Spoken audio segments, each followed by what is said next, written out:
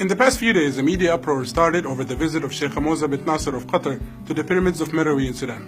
Egyptian media rushed to showcase their astonishment that another country could have pyramids. سمعنا إنه السودان فيها أهرامات. في أهرامات السودان جنب علبتين نستو كده. دي جبنة مثلثات. ومش أي حد يبقى عنده أهرامات، ده الأهرامات دي 7000 سنة. It's not much of their fault though, because this is the result of a massive misinformation campaign that has been going for decades to associate anything that has to do with pyramids or the pharaohs with modern-day Egypt. What these so-called journalists fail to admit though is that there are more of these cheese triangles in the small part of northern Sudan than there are in the whole of Egypt. 220 of them to be precise. You see, Meroe was the capital of the historic kingdom of Kush, and much like the Egyptian pharaohs, the Kushite kings and queens were buried in these tombs alongside their golden jewelry. These pyramids, with some of them dating up to 4,600 years, are considered by many archaeologists to be even older than their Egyptian counterparts. But thanks to Sudanese neglect, combined with an Egyptian strive to conceal information about their existence, they were widely overlooked.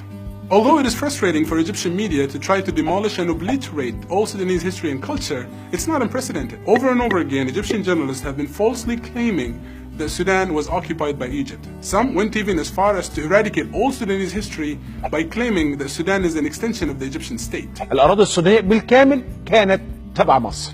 أساساً ما فيش بلد اسمها السودان، ده السودان ده جزء من مصر. اسكت عشان السودان أساساً مصرية. احنا اديناها لكم كده. Again, this couldn't be further from the truth. What they're actually referring to here is the time when both Sudan and Egypt were colonized by the British and administered from Cairo from 1899 to 1956 in what was known as the Anglo-Egyptian Sudan. But historically, it was actually the Nubians of Sudan that conquered Egypt and ruled as the pharaohs of the 25th dynasty for a whole century. So it's more accurate to say that the current-day Nubians have a more legitimate claim over the history of Kemet than modern-day Egyptians, who are mostly the descendants of the various civilizations that conquered Egypt throughout the years. One more misconception to put to bed here is the notion that the Nile is somehow an Egyptian property.